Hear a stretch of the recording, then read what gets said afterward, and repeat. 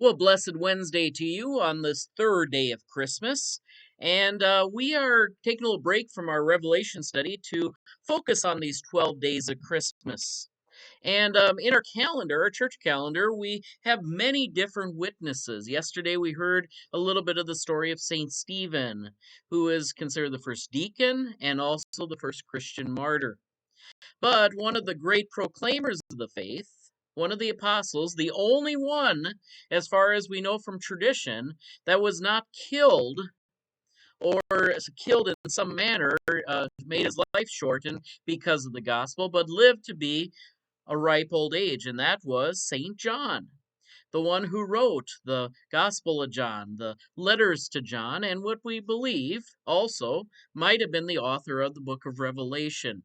There's still some speculation on that last one, but it seems to be prophetically spoken by Jesus to Peter. And there's a little bit of animosity because Peter died on a cross. Peter died on an upside down cross, according to tradition. But John was permitted to go into exile and to live to a ripe old age. And so Jesus is talking to Peter at the end of the Gospel of John, and that's John 21, verses 20 through 25. And he says, Peter turned and saw the disciple whom Jesus loved, that's John, following him. And he said, the one who has reclined next to Jesus at the supper, and said, Lord, who is it that is going to betray you? When Peter saw him, he said to Jesus, Lord, what about him? Jesus said to him, If it is my will that he remain until I come, what is that to you? Follow me. So the rumor spread in the community that the disciple would not die. Yet Jesus did not say to him that he would not die. But if it is my will that he remain until I come, what is that to you?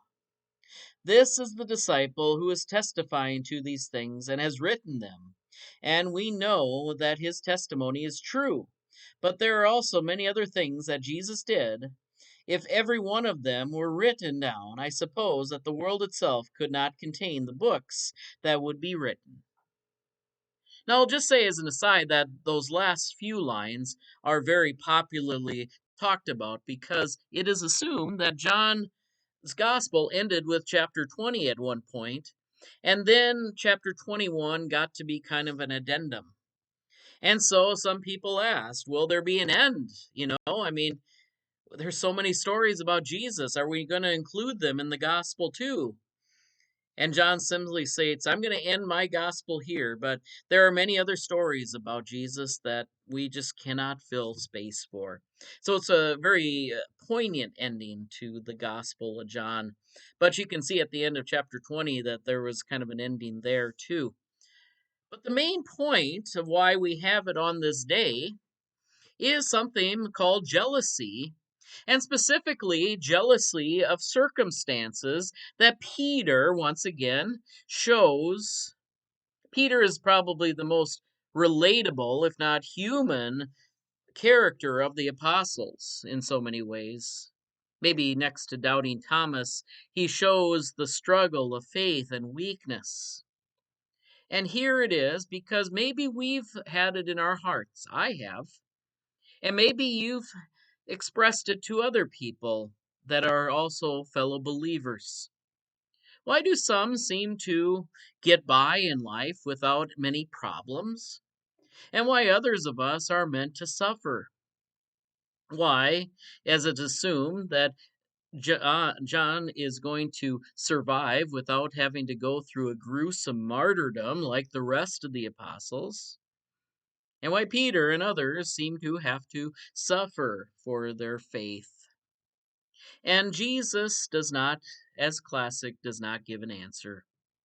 But he simply says to Peter and to us, what is that to you or to me, whether John remains until I come again? See, there was a rumor that because he wasn't going to experience a death, a gruesome death like Stephen or like Peter, that he was going to be around. And there's still some people that speculate that John is hiding in a cave somewhere in Patmos or some other of the Greek isles out there. But notice how he refutes that in that same line. This isn't about him not experiencing death. John experienced death, we believe, along with everyone else. There's only a few people in the Bible that did not experience death. Enoch, Elijah, the prophet who got swept down in a chariot. Mary, it is assumed, was assumed into heaven, not died. But we don't always have all the information on any of them. But the key thing that is there is that we shouldn't worry about that. What we should be worried about is how we are doing our witness, how we are doing our own martyrdom. See, witness and martyr are the same words. It's just that it's taken on the connotation that some are going to experience worse deaths than others. But John represents those who maybe had a more peaceful life, a peaceful witness, a good witness to nonetheless, but did not always experience death. And so the image and the color for today is white, where yesterday was a scarlet, and we'll be back to a scarlet witness tomorrow. But those are the types of people as Jesus comes to dwell with us to proclaim light in this dark world. There will be some that will suffer, and yes, even to the point of death. And there will be others of us who may be permitted to have a more peaceable life in this world.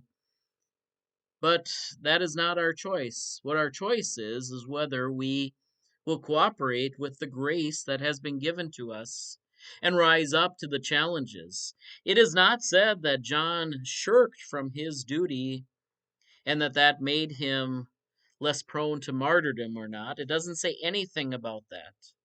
There are enough peaceful people in this world that have died a horrible death as much as good people. Jesus simply says, this is not your choice.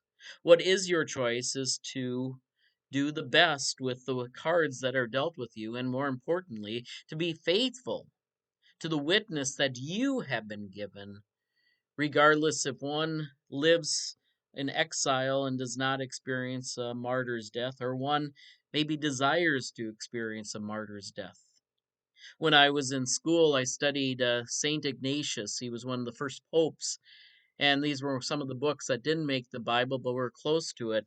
And what struck me was how he was so eager to experience death and felt left out if he did not experience death.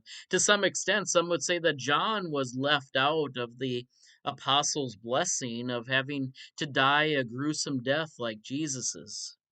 Of course, we'd probably say the opposite of the situation.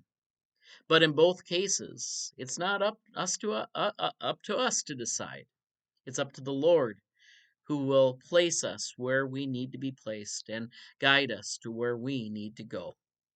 God bless you today. We trust that these continue to be words of encouragement. Take care. God bless. We'll see you tomorrow.